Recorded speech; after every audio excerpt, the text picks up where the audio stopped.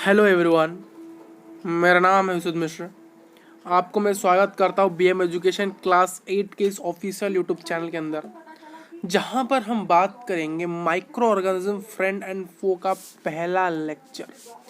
ये आपका lecture number 1 होने वाला है। देखिए, माइक्रो यानी बहुत, माइक्रो यानी स्मॉल होता है, ऑर्गेनिज्म यानी ऑर्गेनिज्म यानी जीव होते हैं, बहुत छोटे जीव।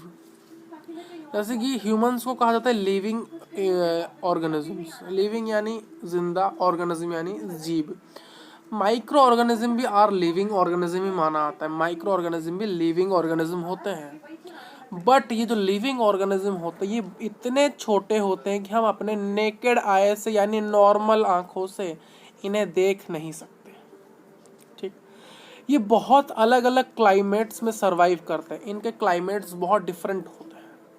ये अलग अलग क्लाइमेट्स में सरवाइव कर पाते हैं। बहुत क्लाइमेट डिफरेंट होता है। कुछ ऑर्गेनिज्म कड़कती ठंड के क्लाइमेट में भी सरवाइव कर सकते हैं, गर्म की लावा में सरवाइव कर सकते हैं, डेजर्ट में सरवाइव कर सकते हैं, या फिर माशी एरियाज और वाटरी एरियाज में भी सरवाइव कर सकते हैं।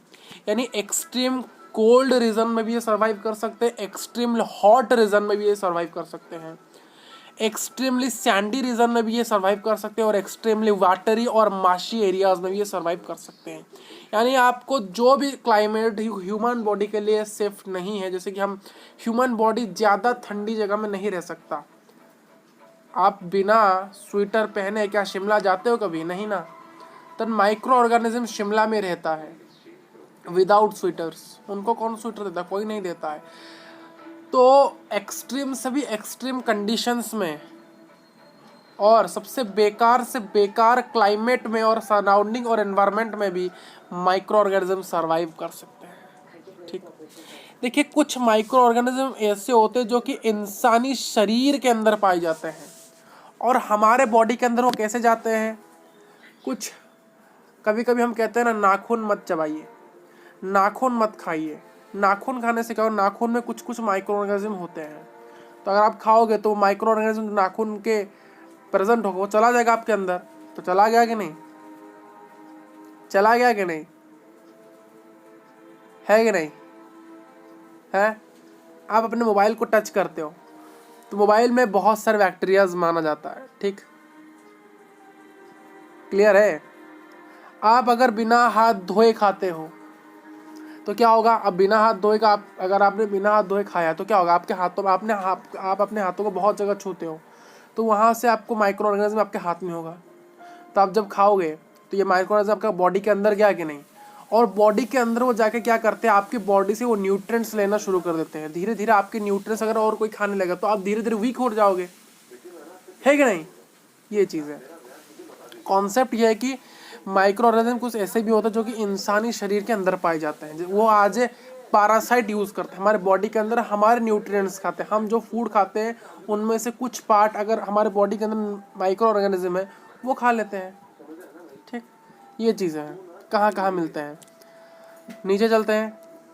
देख, उसके अलावा माइक्रो ऑर्गेनिजम्स कहाँ मिलते हैं? माइक्रो ऑर्गेनिज्म हवा में मिलते हैं, पानी में मिलते हैं, प्लांट्स और एनिमल्स के बॉडीज में भी मिलते हैं। मैंने कहा इंसानी शरीर के अंदर होते हैं, तो हमारे बॉडीज में भी होते हैं। हमारे बॉडीज, देखिए, हमने कहा है कि कहीं कहीं लोग कोई फैक्ट कहता है कि आप अपने हाथों को अगर एक माइक्रोस्कोप से देखोगे, बहुत ही मिली माइक्रोस्कोप से देखोगे, तो आपको दिखेगा आपके हाथों में एक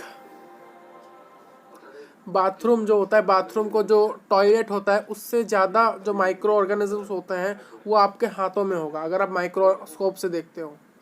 ठीक, तो माइक्रो ऑर्गेनिज्म हालांकि ग्राउंड में मिलते हैं, पानी में मिलते हैं, एयर में ही मिलते हैं, हवा में मिलते हैं, और प्लांट्स और एनिमल्स बॉडीज के भी मिलते हैं। देखिए, ऑर्गेनिजम्स, माइक्रो ऑर्गेनिज्म यूनिसेलुलर भी हो सकते हैं और मल्टी सेलुलर भी हो सकते हैं। यूनि यानी सिंगल सेल एनिमल्स भी हो सकते हैं, और मल्टी सेलुलर यानी मल्टी सेलुलर। यानी कुछ, देखिए, मल्टी सेलुलर का एक एग्जांपल जैसे कि ह्यूमन बींग्स। यूनिसेलुलर जैसे कि अमोएबा हो गया, मैंने कहा था आपको। जैसे कि ह्यूमन के पास बहुत सारे सेल है, ह्यूमन एक कॉम्प्लेक्स इंसान है, कॉम्प्लेक्स एनिमल है, तो उसी प्रकार कुछ माइक्रो ऑर्गेनिज्म ऐसे होते हैं जिनके पास बहुत सारे सेल्स होते हैं, और कुछ माइक्रो ऑर्गेनिज्म अमोइबा जैसे होते हैं जिनके पास एक ही सेल होता है, और एक ही सेल सभी फंक्शन और सभी कार्य को उनके बॉडी के अंदर टेक प्लेस करता है। आइए फिर नीचे क्लासिफिकेशन के अनुसार देखा जाए तो ये 4 प्रकार के हैं। क्या क्या? बैक्टीरिया, फंगी, प्रोटोजोआ और आल्गी।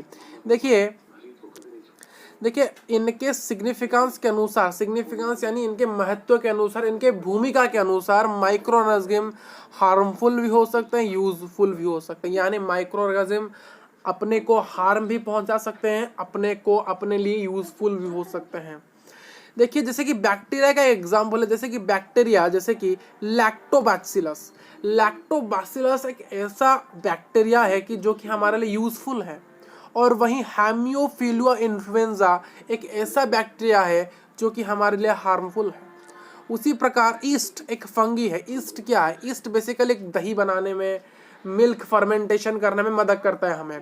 तो ये एक ऐसा फंगी है ईस्ट जो कि हमारे लिए यूजफुल है। देखिए ब्रेड, जो ब्रेड बनाने के लिए भी सबसे बढ़िया ब्रेड, जो पहले का जो ब्रेड होता है, अगर आप पुर्तगीज ब्रेड को देखोगे वो हालांकि ईस्ट से ही बनाया जाता है। पुर्तगीज के जो ब्रेड्स होते हैं पुराने ज़माने के, वो ईस्ट से ही बनाए जाते हैं, तब ईस्ट ही काम आता है ब्रेड बनाने के लिए। तो ईस्ट एक ऐसा यूजफुल फंगी है। और वहीं राइजोपस एक ऐसा फंगी है जो कि हमारे लिए हार्मफुल है, हमारे लिए, सभी के लिए हार्मफुल है, प्लांट्स के लिए हार्मफुल है। प्रोटो जैसे कि टेट्राहाइमन फ्राइमोसी, ये एक ऐसा प्रोटोजा जो कि यूजफुल है। वहीं प्लाज्मोडियम एक ऐसा, देखिए प्लाज्मोडियम से क्या होता है बेसिकली, अगर प्लाज्मोडियम आपकी बॉडी के अंदर आ जाए तो आपको मलेरिया हो जाएगा। अगर प्लाज्मोडियम आपके बॉडी के अंदर आ जाएगा तो आपको मलेरिया हो जाएगा। तो इसलिए हमारे लिए हार्मफुल है कौन? प्लाज्मोडियम, जो कि एक ऐसा प्रोटोजोआ है जिससे हमें मलेरिया होगा। ये एक मलेरिया क्या है? ये एक मलेरिया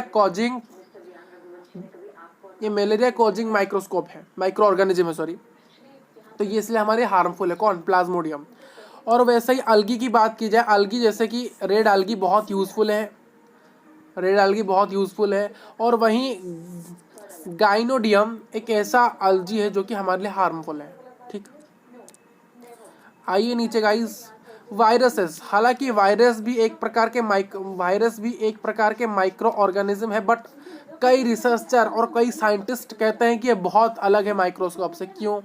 क्योंकि उनका जो, देखिए जैसे कि हमने बैक्टीरिया की बात की, प्रोटोजोआ की बात की, प्रोटोजोआ फंगी की बात की और अलगी की बात की, ये जब भी अपना रिप्रोडक्शन करते हैं तो ये कहीं ना कहीं ह्यूमन बॉडी के अंदर भी कर सकते हैं, और कहीं ना कहीं ग्राउंड में, एयर में, वाटर में, एक्सट्रीम कंडीशन में, एक्सट्रीमली हार्श, सबसे खराब क्लाइमेट में ये रिप्रोडक्शन कर सकते हैं। बट कुछ रिसर्चर कहते हैं कि वायरसेस एक ऐसा माइक्रो ऑर्गेनिज्म है और उससे कुछ डिफरेंट है कि जो वायरस है ज़्यादातर एक रिप्रोडक्शन करते हैं अपने होस्ट बॉडी के अंदर। यानी कहने का तात्पर्य यह है कि जो वायरसेस होते हैं वो हमेशा प्लांट या एनिमल्स और बैक्टीरियम के बॉडी के इनसाइड में होते हैं, यानी उनके बॉडी के अंदर होते हैं। जैसे कि हमने बात की बैक्टीरिया बाहर भी मिलते हैं और हमारे बॉडी के अंदर ही मिलते हैं। प्रोटोजोआ भी बाहर भी मिल सकते हैं, हमें हर जगह मिलते हैं, ग्राउंड में मिलेंगे, पानी में मिलेंगे, आपके बॉडी के अंदर मिलेंगे, हर जगह मिलेंगे। बट कहा जाता है कि वायरसेस सिर्फ रिप्रोडक्शन करते हैं हमारे बॉडी के अंदर, यानी अपने होस्ट ऑर्गेनिज्म के बॉडी के अंदर। वो होस्ट बैक्टीरियम हो सकता है, आइदर वो होस्ट कोई प्लांट हो सकता है, या फिर वो इंसान भी हो सकते हैं और कोई जानवर भी हो सकता है। क्लियर? ये वायरसेस को कौन डिफरेंट बनाते हैं?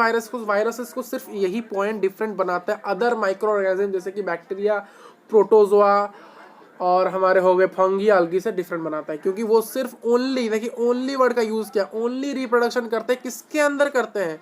अपने होस्ट बॉडी के अंदर। वो बैक्टीरिया हो सकता है, प्लांट हो सकता है, या फिर एनिमल भी हो सकता है।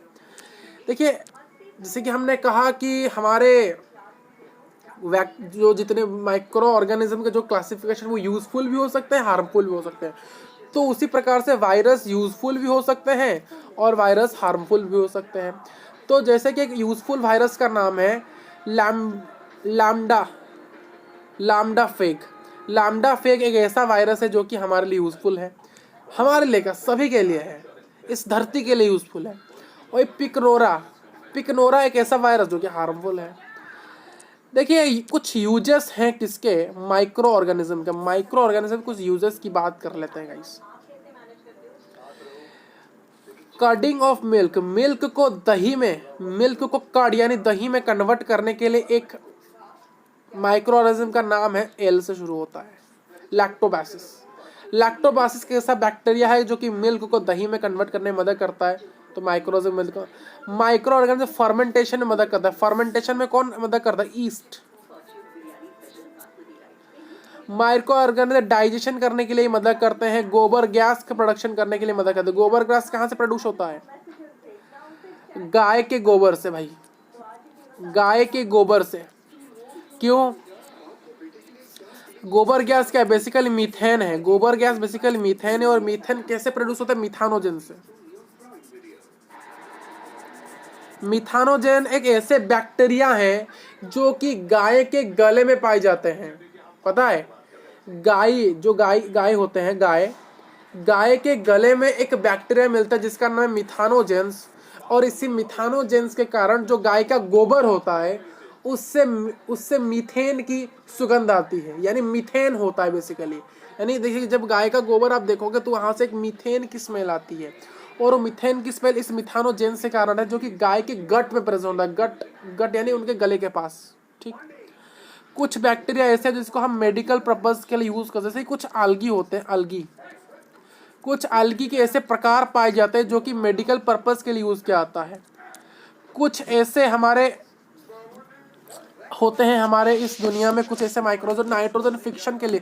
ये नाइट्रोजन फिक्शन क्यों होता है, नाइट्रोजन फिक्शन बेसिकली पल्सेस, जो हमारे पल्सेस की खेती होती है, पल्सेस की जो हम फसल लगाते हैं, यानी फार्मिंग की जाती है फसल्स की, और लेग्यूमिंग पसल्स की, और सिर्फ फसल की पसल्स और लेग्यूमिंग पसल्स जो होते हैं उनको अगर हम जब क्या करते हैं, उनके लिए जब फार्मिंग करते हैं उनके लिए नाइट्रोजन फिक्सेशन होना ज़रूरी है। तो कुछ जैसे कि राइजोपस बेसिकली मैंने कहा था, राइजोपस क्या है, यहाँ पर ऊपर देखिए राइजोपस क्या था, मैंने कहा राइजोपस बेसिकली एक फंगी है। राइजोपस एक ऐसा फंगी है जो कि नाइट्रोजन फिक्सेशन के लिए मदद करता है, ज़्यादातर लेगुमिनियस पल्सेस के लिए। एनवायरमेंट क्लीनअप यानी डीकम्पोजर्स, कुछ ऐसे माइक्रो ऑर्गेनिजम्स होते हैं जो कि डीकम्पोजर्स की तरह करते हैं। अगर कोई इंसान या फिर कोई ऑर्गेनिज्म मर जाए तो उसका बॉडी जब हम जमीन में रख देते हैं तो वो जमीन से धीरे धीरे क्या होता है, राख बन जाता है। धीरे वो राख जब बन जाता है फिर उसके राख को डिकम्पोज कौन करता है, कुछ माइक्रो, यानी एनवायरमेंट को बेसिकली क्लीन कर रहे हैं, ठीक। तो इस वीडियो में इतना ही, और जो भी चीज़ें हम बात करेंगे और जो भी चीज़ें हमें रुकी, जो टॉपिक्स बचे उनको हम लेक्चर 2 में कन्वर्ट करेंगे, यानी लेक्चर 2 में ख़त्म करें, और लेक्चर 2 में ये चैप्टर पूरा फिनिश होगा। लेक्चर 2 में फिनिश होगा, अभी नहीं। और आप मुझे बताएंगे कि ये लेक्चर 1 आपको कैसा लगा। अगर अच्छा लगा है, अगर आपको ये वीडियो अच्छा लगा, अगर आपको ये वीडियो बहुत अच्छा लगा तो प्लीज़ इस वीडियो को एक लाइक कर लेना। अपने दोस्तों को भी इस वीडियो को ज़्यादा से ज़्यादा शेयर करिए, फैमिली मेम्बर के साथ भी करिए। और आपके डाउट्स और आपके थॉट्स इस वीडियो को लेकर आपको कैसा लगा ये वीडियो, अगर अच्छा लगा तो बताइए नाइस लगा है, और नहीं लगा तो बताइए हम क्या इम्प्रूवमेंट कर सकते हैं इस वीडियो के रिगार्डिंग, और क्या कर सकते हैं। और आपके डाउट्स भी जो हैं आप कमेंट करिए। और अगर ये सभी चीज़ आपको पसंद आई तो आप ऐसे ही, अगर आप क्लास 8 से रिलेटेड बहुत सारे कंटेंट पाना चाहते हो और अपने एग्ज़ाम में क्रैक करना चाहते हैं तो आप इस चैनल को सब्सक्राइब करिए और इस चैनल को शेयर करिए अपने दोस्तों के साथ, जैसे कि वो भी इस चैनल को उनको बोलिए सब्सक्राइब करें। और हमें अगर आप उनके बोलिए कि आप सब्सक्राइब करो, हमें स्क्रीनशॉट भेजो कि आपने सब्सक्राइब किया कि नहीं। मस्ट कराइए उन्हें सब्सक्राइब, क्योंकि ये चैनल बहुत काम देने वाला है आपके लिए, फ्यूचर में भी और आने वाले बच्चों के लिए भी। Thank you for watching this video. Thank you.